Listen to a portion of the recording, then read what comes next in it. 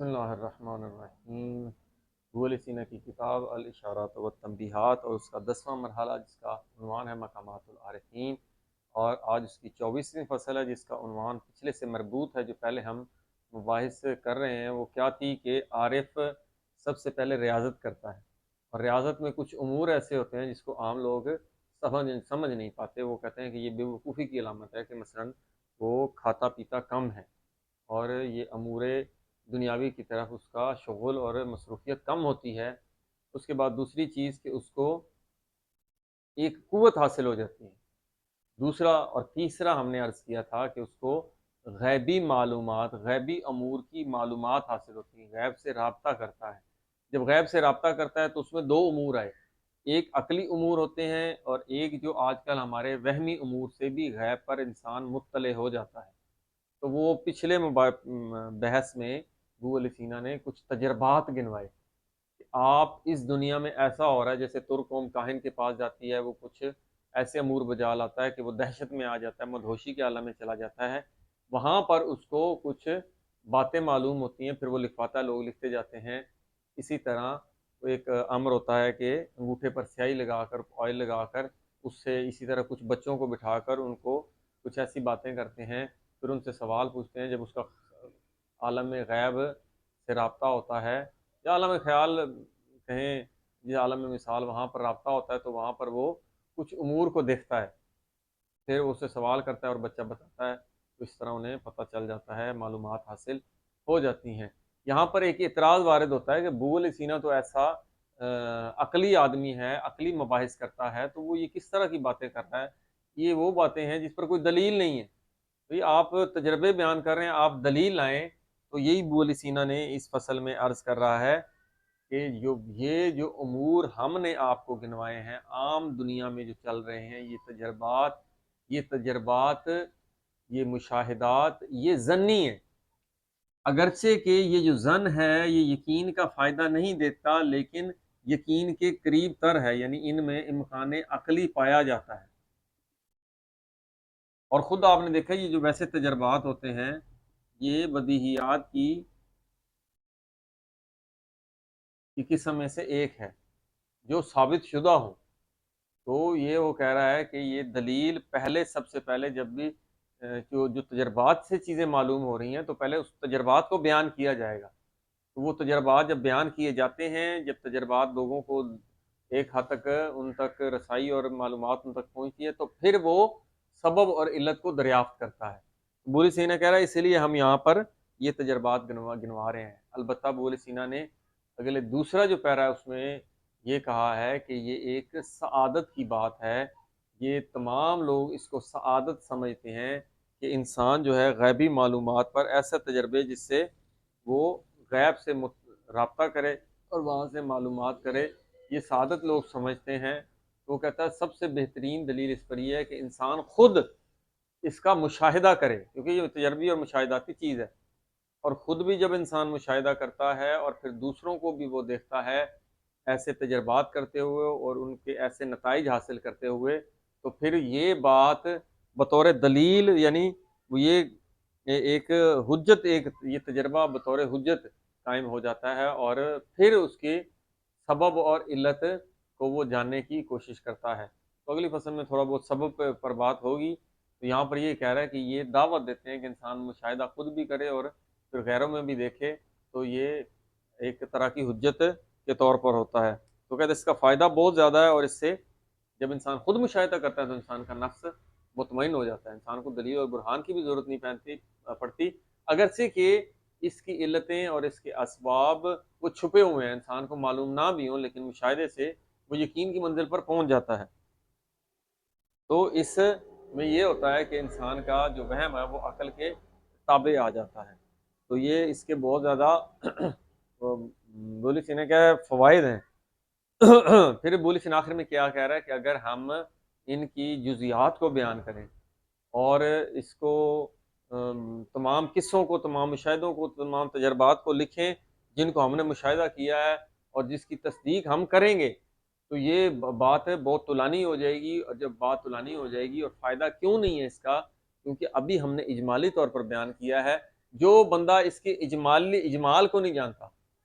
یعنی مختصر اجمالی خاکہ جو پیش کرتا ہے، اس کو جو یقین اس پر نہیں آ رہا تو وہ طویل کلام کی بھی تصدیق نہیں کرے گا، اس لیے ابھی اجمال ہی کافی ہے جو لوگ سمجھنا چاہتے ہیں اور اس کی تصدیق کرنا چاہتے ہیں۔ تو یہاں سے آگے متن ہے، متن میں بول سینہ کہہ رہا ہے کہ تنبیہ والم ان ہذہ الاشیاء لیسا سبیل القول، یہ اشیاء حاضر الاشیاء سے کیا مراد ہے؟ حاضر الاشیاء یہ جو امور تجرباتی امور جن کو وہ بجا لاتا ہے، وہ ان کی بات کر رہا ہے کہ یہ جو امور بجا لائے جاتے ہیں یہ لیسا سبیل القول بہا، یہ کوئی دلیل کے طور پر نہیں ہے۔ یہاں پر قول مانا دلیل، حجت برہان کے راستے پر نہیں، اس کے طور پر نہیں، بس شہادت و لہا، اور وہ ان پر یہ جو غیبی تجربات امور حاصل کرنے کے لیے تجربات کیے ہیں ان پر یہ شہادت بھی کے طور پر بھی نہیں ہے۔ انما ہیا، یہ جو تجربات ہیں، یہ جو امور بجا لاتے ہیں لوگ، ظنون امکانیت، یہ ظنی اور امکانی ہے، ان میں امکان عقلی پایا جاتا ہے، لوگ مشاہدہ کر رہے ہیں، تجربہ کر رہے ہیں تو ایک امکان عقلی پایا جاتا ہے۔ تو سیرا الیہا، تو ان کی طرف وہ کہتا ہے کہ ہاں سیرا الیہا، ان پر وہ کہتا ہے دلیل لائی جا سکتی ہے، من امور عقلیت فقط، عقلی امور میں سے، تو اس پر برہان و دلیل بھی پیش کیا جا سکتا ہے۔ ان کانت ذالک امرا معتمدا، وہ کہتا ہے لیکن پہلے آپ اس پر اعتماد کریں۔ کیا مطلب ہے؟ وہ ان کانا، اگرچہ کہ یہ ایسا امر ہے جس پر اعتماد کیا جا سکتا ہے، لو کانا، اگر یہ واقع ہو، کوئی بھی تجرباتی چیز اگر آپ کے سامنے مشاہدی چیز واقع ہو تو آپ اس پر اعتماد کر لیتے ہیں، ولیکنھا تجارب، لیکن پھر بھی یہ تجربے ہیں، اور لما ثبتت، جب یہ تجربے جو ہیں ثابت ہو جاتے ہیں، آپ ان کو دیکھ لیتے ہیں، پھر طلبت اسبابھا، پھر ان کے اسباب کو طلب کیا جاتا ہے۔ اس لیے کہہ رہا ہے پہلے میں مشاہدے بیان کر رہا ہوں، تجربوں کی باتیں ساری جو خارجی امور میں ہو رہے ہیں، لوگ کر رہے ہیں، تو بعد میں اس کی سبب اور علت کو انسان طلب کرتا ہے۔ وَمِنَ السَّعَادَاتِ الْمُتَّفِقَةِ، وہ کہتا ہے کہ یہ متفق سعادات میں سے ہے۔ سعادت یہ انسان یہ ابھی امور سے اطلاع کرتا ہے ایسے امور کے ذریعے سے، لے مجی لمحب الاستبصار، جو بصیرت چاہتے ہیں، جو بصیرت کے محب، ان سے محبت کرنے والے ہیں، ان کے لیے یہ متفق سعادت ہے۔ سعادت کی بات ہے کہ انتار ظلم حاضح الاحوال، کہ ان کو اس قسم کے احوال عارض ہوں، جس سے انسان غیب پر کبھی بھی کسی عام بندے کو انسان جب اس دنیا سے کسی پریشانی کی وجہ سے شوق کم کرتا ہے اور پھر انسان اللہ تعالیٰ کی توجہ کرتا ہے یا کسی خاص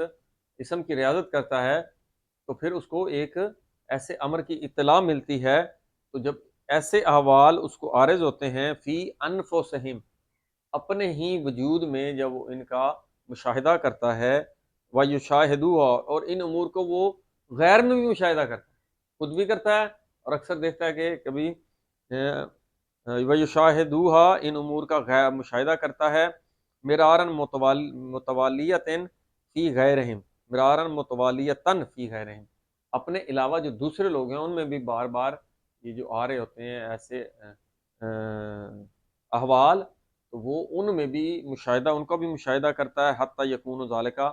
ہاں حتیٰ یہاں تک کہ یہ چیز، یہ جو احوال کے ذریعے سے انسان کو غیب سے کچھ اطلاع ملتی ہے، تو کہتا ہے یہ تجربتاً، ایک تو یہ تجربہ ہے، فی ثبات امر عجیب، کسی عجیب امر کو ثابت کرنے کے لیے بطور تجربہ یہ ایک دلیل ہے امر عجیب، اور اس امر عجیب جو وہ ایسا حال اس پہ طاری ہوتا ہے، غیب کی خبر ملتی ہے، یہ امر عجیب ہی ہوا نا، تو کہتا ہے لہو، اس امر عجیب کے لیے کیا ہے، کونن، کون میں نے ہوتا ہے ہونا، خارج میں واقع ہونا ہے کسی شے کا، تو یہ مشاہدہ اور تجربہ اس عالم مادہ میں ہو رہا ہے، تو یہ ایک خارجی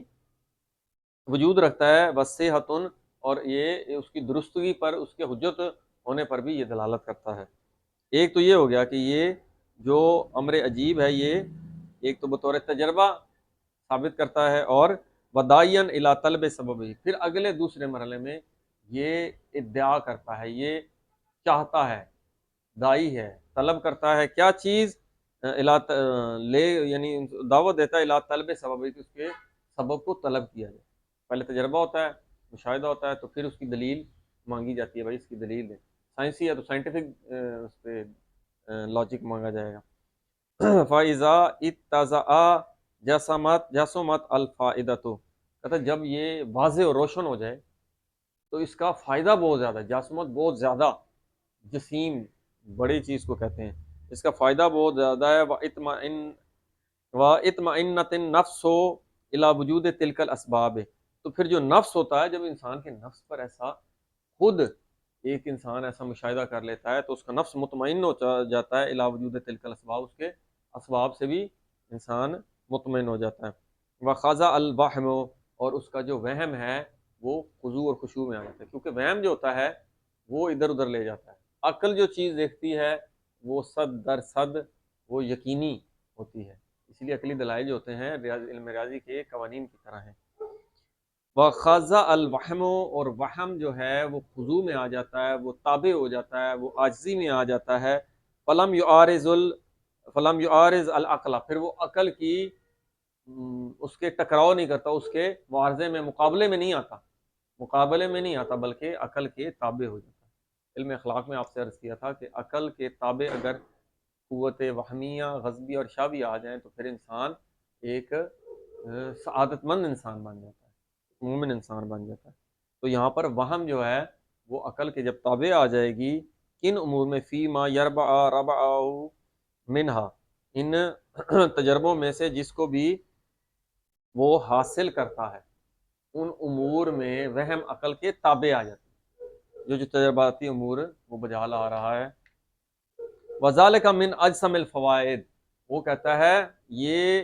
بڑے فوائد میں سے ایک ہے، یہ جو امر عجیب اس کو حاصل ہو رہا ہے، اعظم المہمات، اور ان مہمات میں سے یہ اعظم ترین بڑے امور میں سے ہے۔ ثم انی لو اقتصست، وہ کہتا ہے اگر میں قصہ بیان کروں جزیات حاضح الباب، یہ جو بات ہم نے کی ہے غیبی امور پر اطلاع کے لیے اس طرح کے امور بجا لائے جاتے ہیں تجرباتی اور مشاہداتی، اگر میں ان کی جزیات میں کا قصہ بیان کروں، وضاحت، قصہ ہوتا ہے پوری کہانی بیان کرنا، کون سی کہانی بیان کروں؟ اس باب میں فی ما شاہد نہ ہو، جس کا میں نے مشاہدہ کیا ہے، وہ کہتا ہے جن امور کا میں نے خود تجربے کے طور پر، مشاہدے کے طور پر میں نے جس کو دیکھا ہے، اگر میں اس کو پورا پورا قصہ بیان کروں تو کیا ہوگا؟ اور وہ وفیما، اور ان امور میں حقا ہو، من صدق نہ ہو، ان حکایتوں کا جو غیر سے حکایتیں اور کہانی سنی ہے، من صدق جس کی میں تصدیق بھی کرتا ہوں، اگر میں ان سب کو بیان کروں، ایک اپنے جن کو میں نے دیکھا امور کو، اور وہ حکایتیں جو میں نے غیر سے سنی اور جس کی میں تصدیق کر سکتا ہوں، ان سب کو بیان کروں تو طال الکلام ہو، تو کلام بہت طولانی ہو جائے۔ اچھا بھائی طولانی ہو جائے، لیکن آپ اس کو سمجھائیں تو اسی کہتا نہیں۔ ومن لم یس دک الجملتا، جس کے لیے یہ اجمال جو ہے وہ جو اس کے اجمال کی تصدیق نہیں کرتا، بھائی ہم نے یہ تھوڑا سا بیان کیا ہے تاکہ ہم چیک کریں، جو اس کی تصدیق کرے گا اس کو طویل کا اس کا فائدہ ہوتا ہے، لیکن یہ جو ہم نے اجمالی طور پر خاکہ پیش کیا جو اس کی تصدیق نہیں کرتا تو وہ اس کے لیے طولانی قصوں کی کیا ضرورت ہے؟ تو یہی کہہ رہے ہیں کہ ومن لم یصدق الجملہ تھا، جو اس صدق یصدق، ومن لم یصدق الجملہ تھا، جو اس اجمال کی تصدیق نہیں کرتا، ہاں نہ علیہ، اس پہ تو بہت ہی زیادہ آسان ہے کہ ان لا یصدق ایضا التفصیل، کہ وہ تفصیل کی بھی تصدیق نہ کرے، واضح، کیونکہ جو اجمال کا انکار کر دیتا ہے تفصیل کا بھی تو انکار ہی کرے گا، وہ کہہ رہا ہے اس لیے طولانی بات کرنے کی، کیونکہ جس کے لیے اجمال سے جس کو سمجھ آ گیا اتنا اس کے لیے کافی ہے، کیونکہ اس کو یہ تجرباتی چیز ہے، اور تجرباتی چیز جو انسان فعلی طور پر خود کرتا ہے وہ اس کو دلیل کا محتاج بھی نہیں ہوتا، اس کو یقین حاصل ہو جاتا ہے۔ الحمدللہ رب العالمین۔